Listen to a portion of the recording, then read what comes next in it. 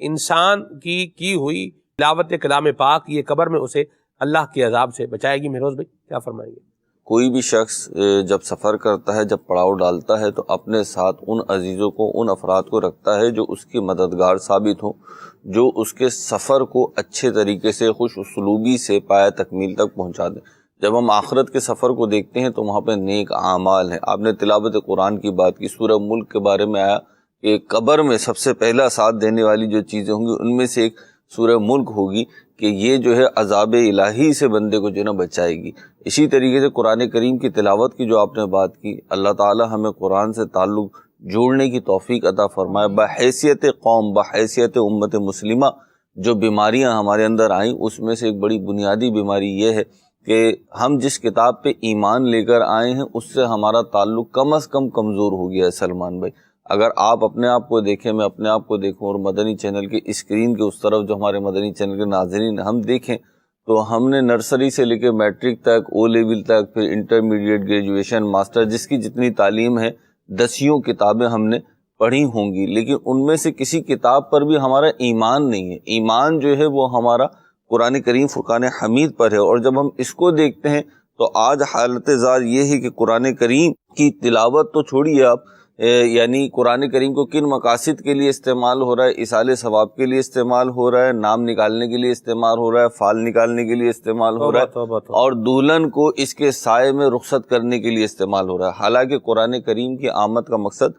یہ نہیں تھا، یہ ہدایت کے لیے آیا تھا، یہ انسان کو اس رستے پہ چلانے کے لیے آیا تھا جس پہ چلنے کا اللہ پاک نے حکم دیا۔ اگر ہم آخرت کے اعتبار سے دیکھیں تو یقیناً آخرت میں سلمان بھائی ایک ایک نیکی جو ہے نا، ایک ایک نیکی، اس کی قیمت اور اس کی قدر ہمیں پتہ چلے گی۔ اور قرآن کریم وہ پیاری کتاب ہے کہ جس کے بارے میں نبی کریم صلی اللہ تعالی علیہ وسلم کا فرمان ہے، حدیث پاک میں ہے کہ قرآن کریم کے ایک حرف کی تلاوت سے 10 نیکیوں کا ثواب ملتا ہے۔ یعنی آپ جب الف لام میم پڑھتے ہیں تو آپ کے نامہ اعمال میں گویا کہ 30 نیکیاں لکھ دی جاتی ہیں۔ نبی کریم صلی اللہ تعالی علیہ وسلم کا فرمان ہے کہ قرآن کریم کی تلاوت کیا کرو کہ یہ قیامت کے دن اپنے پڑھنے والوں کی شفاعت کرنے کے لیے آئے گا۔ ایک اور حدیث پاک میں ہے 3 قسم کے لوگ برود قیامت سیاہ کستوری کے ٹیلوں پر ہوں گے۔ واہ! انہیں کسی قسم کی گھبراہٹ نہ ہوگی، نہ ان سے حساب لیا جائے گا۔ ان میں سے ایک وہ شخص ہے جس نے اللہ پاک کی رضا کے لیے قرآن کریم کی تلاوت کی اور لوگوں کی امامت کی جبکہ وہ اس سے خوش ہوں۔ تو قرآن کریم کی تلاوت بھی یقین قبر میں جانے والا دوست ہے، ایسا عمل ہے جو قبر و آخرت کی منزلوں میں بندے کی مدد کرے گا، اس کا مونس و غمخوار بنے گا۔ قرآن کریم کی تلاوت جو ہے وہ قابل ثواب کام ہے، قبر و آخرت میں کام آنے والا کام ہے۔ قرآن کریم کی تلاوت ان نیکیوں میں سے ہے سلمان بھائی جو آسان ہیں۔ بعض نیکیاں ایسی ہیں جو بہت آسان ہوتی ہیں۔ آپ قرآن کریم کی تلاوت اتنی آسان ہے کہ کچھ صورتیں تو، کچھ آیتیں یقیناً یاد ہوں گی، نہیں بھی ہیں تو کریں آپ ایک مسلمان ہونے کی حیثیت میں، اور آپ زبانی بھی تلاوت کریں گے تو یقینی طور پر اس کا ثواب آپ کو ملنا ہے۔ اسی طریقے سے معمول بنا لیں اپنا، صبح میں گھر میں اللہ تعالیٰ توفیق دے، اور جو کاروباری حضرات ہیں وہ کاروبار میں، اور اگر ملازمت میں سیٹ صاحب کی ترکیب سے اصول و ضوابط بنتے ہیں، ایسی کوئی SOPs بنتی ہیں، تو آپ پہلا کام یہ کرنا شروع کر دیں کہ قرآن پاک کھولیں سلمان بھائی، اور اس کی ایک آیت ہی پڑھ لیں۔